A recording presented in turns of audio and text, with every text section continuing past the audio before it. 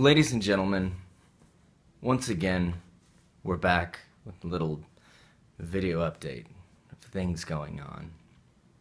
It's been a slow week. I know, I say that every time, but here's the deal. The wife and I are currently, well, you probably can't see, it's very dark in here, but we're packing up the place and we're moving on. Trying to sell the house, move.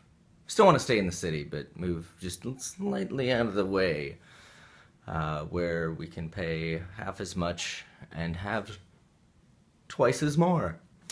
So yeah, it's been a long time coming. Yeah, the time has come to say fair's fair, to pay the rent, to pay our share. The time has come. A fact's a fact. It belongs to them. Let's get it back. How do we dance when the earth is turning? How do we sleep when our beds are burning?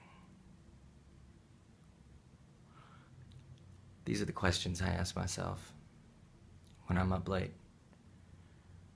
burning the midnight oil. So yeah, it's been a long week, but a lot of things have been cleaned out, moved, aside, put in storage. That's pretty much what I've been doing. I did go to a high school class reunion, which was a trip.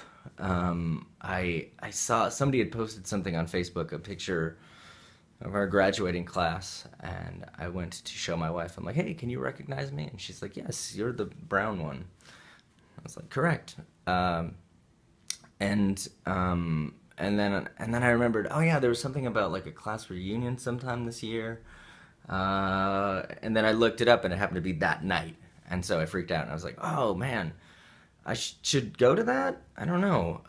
The last one I went to was the 5-year reunion and I got really drunk and passed out in the bathroom. So I really wanted to go and not do that, you know, as a sober human, to show up and be like, hey, I can handle this.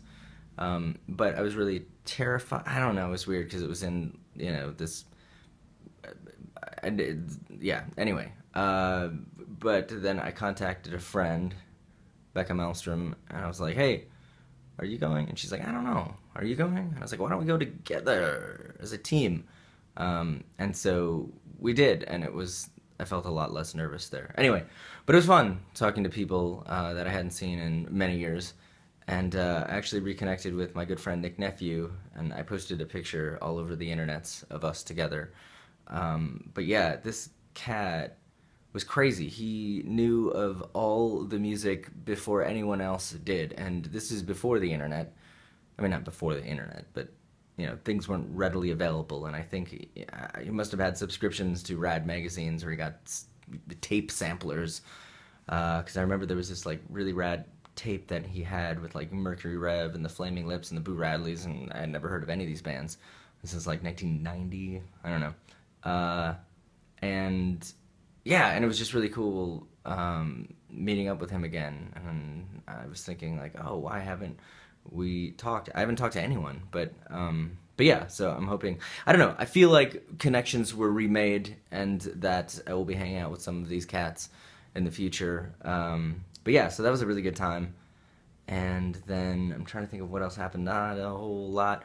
The wife and I went and saw the Skeleton Twins with Bill Hader and Kristen Wiig, and that was really good. It was really good. Yeah. I've nothing to say about that other than you should go see it. If you're expecting a comedy, maybe you will be disappointed. I don't know. It's more sad, beautiful, and a little, well, I guess kind of dark. But it's one of those things that's just, it feels like it's raining all the time, and it's just, there's just something, I don't know, it's very beautiful in that sad kind of way. But I like those things, and I think that the performances by both of them were incredible. Yeah, what else? Not a whole lot.